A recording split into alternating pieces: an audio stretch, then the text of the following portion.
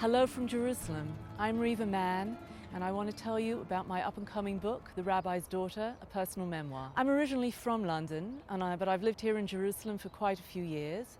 I write a personal column for the London Jewish News and the Boston Jewish Advocate, but for the past few years, I've been writing my memoir and taking care of my 3 children. Let me tell you something about the book. The Rabbi's Daughter is the brutally honest and often shocking story of my life.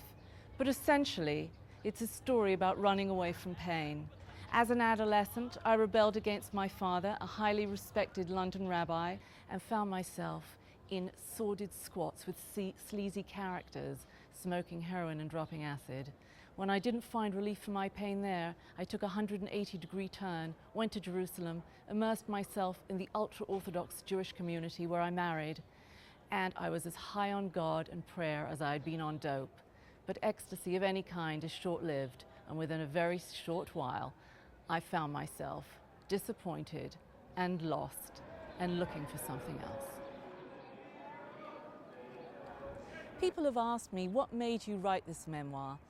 I felt compelled to write it. It took me years, but ultimately it was a very therapeutic process for me, and it helped me understand that going to both extremes, the holy and the profane, using dangerous drugs and immersing myself in the ultra-Orthodox community were both ways of just not dealing with a difficult childhood, with having a severely handicapped sister, a manic depressive mother, and having the pressure to appear very pious as an example in front of the congregants of my father's community.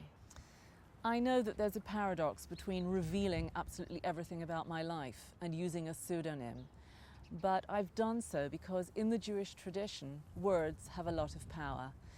In Genesis, God created the world with 10 utterances. For example, he said, "Let there be light," and there was light.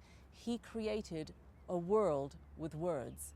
And therefore, out of respect for my parents and their memory, I have chosen not to use the actual word, the actual name of our family, and leave that world alone. Nothing like The Rabbi's Daughter has been written before, as it embraces both the sinful and the sacred, the holy and the profane.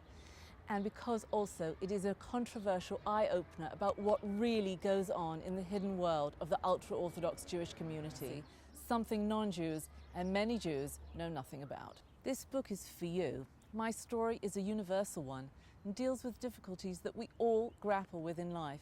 I believe that this book holds a mass market appeal for women of all ages and walks of life, because my story, apart from being a look, a glance into a window of a closed world, and a sometimes humorous account of family life, is a journey towards balance, healing and redemption, and I hope that it will be able to help others to overcome destructive forces in their lives. I'd like to thank you so much for listening to this video, so goodbye from Jerusalem.